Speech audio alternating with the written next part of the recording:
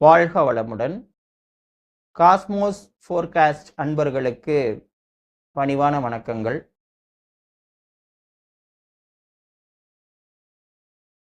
ALP ஜோதிடத்தின் ஒரு அங்கமாக நம்மளுடைய ஜோதிட பேராசான் பொதுடைமூர்த்தி ஐயா அவர்களால் நமக்கு அளிக்கப்பட்டுள்ள மாபெரும் கொடை அட்சய வாஸ்து.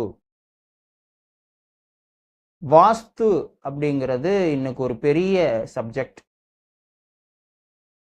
இன்னும் சொல்லப்போனா அதிகமான பொருள் புழங்கும் துறையாக வாஸ்து மாறிடுச்சு.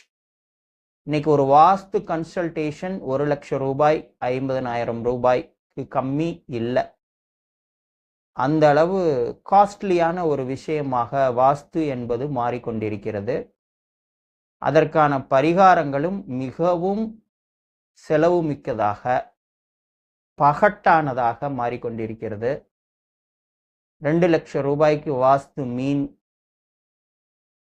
50 லாஃபிங் புத்தா ஸ்டாச்சு, வெள்ளியில கோமாதா சிலை, வெள்ளியில வாஸ்து கலசம், இப்படி லட்சக்கணக்கில் செலவாகக்கூடிய அளவில் வாஸ்து பரிகாரங்கள் சொல்லப்படுகிறது. மக்களும் வேறு வழி இல்லாமல் அதை பின்பற்றக்கூடிய சூழல் அப்படிங்கிறது இருக்கு. இப்படிப்பட்ட ஒரு சூழல்ல தான் மக்களுக்கு தேவையற்ற செலவுகளை தவிர்த்திட வேண்டும். உண்மையிலுமே பரிகாரங்கள் என்பது உடனடியாக பலன் அளிக்கக்கூடியதாக இருக்க வேண்டும். அறிவியல் பூர்வமானதாக, உளவியல் ரீதியதாக பரிகாரங்கள் அமைய வேண்டும். அப்படிங்கிறதையெல்லாம் கருத்தில் கொண்டு எங்களுடைய ஜோதிட பேராசான் பொதுடைமூர்த்தி ஐயா அவர்கள் எங்களுக்கு வகுத்தளித்துள்ளது தான் அக்ஷய வாஸ்து. இந்த அக்ஷய வாஸ்து அப்படிங்கிறதுக்கு முன்னாடி முதல்ல வாஸ்துன்னா என்ன அப்படிங்கிறது நம்ம ஒரு சுருக்கமாக தெரிந்து கொள்ளலாம். முன்றைய காலகட்டத்தில் கோவில்கள் நிர்மாணம் செய்வதற்கென்று ஆகம சிற்ப சாஸ்திரம் பின்பற்றப்பட்டது. ஆகம ரீதியாக சிற்ப சாஸ்திர ரீதியாக கோவில்கள் நிர்மாணம் செய்யப்பட்டன. இந்த ஆகம சிற்ப சாஸ்திரத்திலிருந்து பிறந்ததுதான் வாஸ்து சாஸ்திரம். இந்த வாஸ்து சாஸ்திரம்ங்கிறது முதல்ல பொதுமக்களுக்கெல்லாம் அறிமுகமாகல. அவங்க யாரும் வாஸ்து சாஸ்திரத்தை பின்பற்றி தங்களுடைய இருப்பிடத்தை அமைத்து கொள்ளும் பழக்கம்ங்கிறது முந்தைய காலங்களில் இல்லை. கோவில்களுக்கு அடுத்ததாக ராஜாக்கள் வசிக்கக்கூடிய அரண்மனைகள் வாஸ்து சாஸ்திரப்படி அமைக்கப்பட்டன. அடுத்த கட்டத்தில் அமைச்சர்கள், சேனாதிபதிகள், தளபதிகள், அரண்மனை அரசு அதிகாரிகள், இவர்களோட குடியிருப்புகள்லாம், மாளிகைகள்லாம் வாஸ்து சாஸ்திரப்படி அமைக்கப்பட்டது. அப்புறம் செல்வந்தர்கள், வணிகர்கள், இவர்கள்லாம் தங்களுடைய மாளிகைகளை வாஸ்து சாஸ்திரப்படி அமைச்சுக்கிட்டாங்க. ஆனால் இன்றைய காலகட்டத்தில் ஒரு சாதாரண குடிமகன், சாதாரண பொதுமக்கள் கூட வாஸ்து ரீதியாக அமைத்து கொள்ள வேண்டும் அப்படிங்கிற ஒரு விஷயத்த நம்புறாங்க. இந்த வாஸ்துங்கிறது என்னன்னா, உலகம் முழுக்க வியாபித்துள்ள நிலம், நீர், நெருப்பு, காற்று, ஆகாயம் எனப்படும் பஞ்சபூதங்களை ஒரு குறிப்பிட்ட அளவீட்டில் நம்ம வசிக்கக்கூடிய இடத்துல நிலைப்படுத்துவது தான் வாஸ்து சாஸ்திரம். அப்போ ஒரு குறிப்பிட்ட அளவீட்டின்படி, குறிப்பிட்ட அமைப்பின்படி இல்லத்தை அமைக்கும் பொழுது இந்த பஞ்சபூதங்கள் சமநிலை பெறுகிறது. பஞ்சபூத சமநிலைங்கிறது உலகத்திலும் சரி, நம் உடலிலும் சரி, நாம் வசிக்கும் இருப்பிடத்திலும் சரி மிகவும் முக்கியம். ஏன்னா பஞ்சபூதங்கள் சமநிலையில் இருந்தால் தான் நம்ம மனநிலைங்கிறது தெளிவாக இருக்கும். நம்ம உடல் நிலைங்கிறதும் உடல் ஆரோக்கியங்கிறதும் சிறப்பாக இருக்கும் அப்படிங்கிறது உண்மை. இது அறிவியல் ரீதியான உண்மை. அப்போ சில கணக்கீடுகள், சில அமைப்புகள் இதெல்லாம் உருவாச்சு வாஸ்து அடிப்படையில். இவற்றுக்கு பலன் இருக்கா அப்படின்னா முழுமையாக பலன் இருக்கிறது.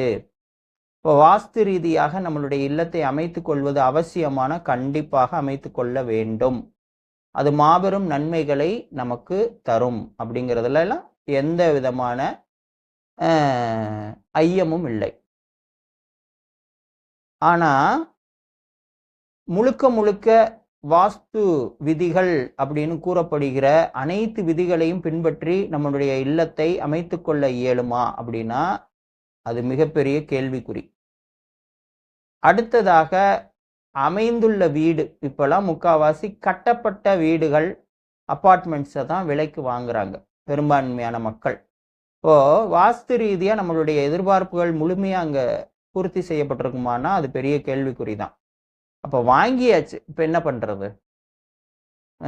வாசலை மாற்றி வைங்க, இந்த பெட்ரூம் இங்கே இருக்கக்கூடாது அங்கே இருக்கணும், அதை மாற்றி வைங்க, அப்படிலாம் மிக அதிகமான பொருட்செலவை ஏற்படுத்தக்கூடிய விஷயங்களை நம்ம சொல்லும் பொழுது அது பொதுமக்களுக்கு மாபெரும் பொருளாதார சிக்கல்களையும் மன உளைச்சலையும் ஏற்படுத்தும்.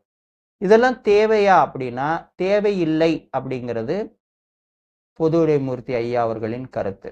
எளிமையான, செலவில்லாத, உடனடியாக பலனை அளிக்கக்கூடிய அறிவியல் பூர்வமான பரிகாரங்கள், மாற்றங்களை அட்சய வாஸ்துவின் மூலம் அவர் நமக்கு அளித்துள்ளார்கள்.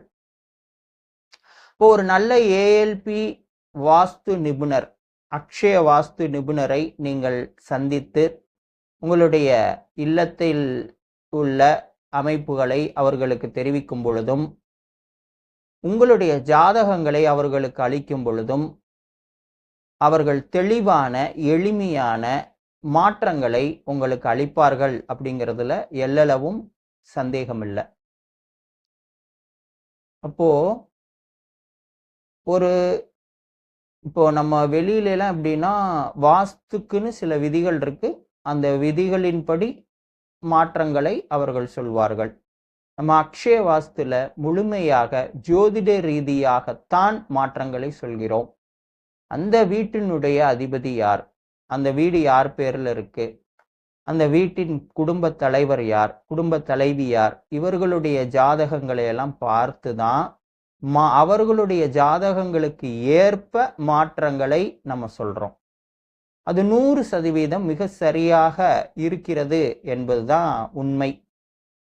10 ஆண்டுகளுக்கு ஒருவதாக 10 ஆண்டுகளுக்கு ஒரு முறை லக்னம் மாறுகிறது என்பதுதான் ஏஎல்பி ஜோதிடத்தின் அடிப்படை.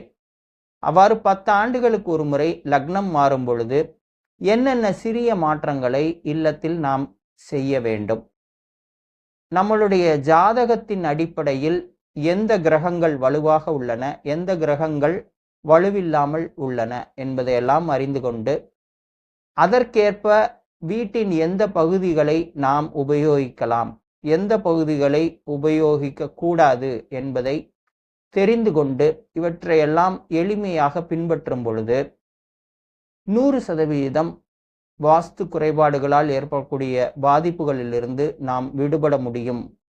இது போன்ற அற்புதமான விஷயங்களை அட்சய வாஸ்துவின் மூலம் நம்மளுடைய ஜோதிட பேராசான் பொதுவுடைமூர்த்தி ஐயா அவர்கள் நமக்கு அளித்துள்ளார்கள். ஆகவே ஏஎல்பி ஜோதிடர்களும் ஏஎல்பி மாணவர்களும் மற்ற அனைத்து பொதுமக்களும் அக்ஷய வாஸ்து நிபுணர்களை அணுகி உடனடியாக பலன் தரக்கூடிய, அதிக பொருள் விரயம் ஏற்படுத்தாத, அறிவியல் பூர்வமான அந்த தீர்வுகளை ஏற்றுக்கொண்டு செயல்படுத்தினால் வீட்டில் அனைத்து வாஸ்து குறைபாடுகளும் நீங்கி வாழ்க்கை வளமாகும் என்பதில் எந்தவிதமான ஐயமும் இல்லை. வாழ்க வளமுடன்.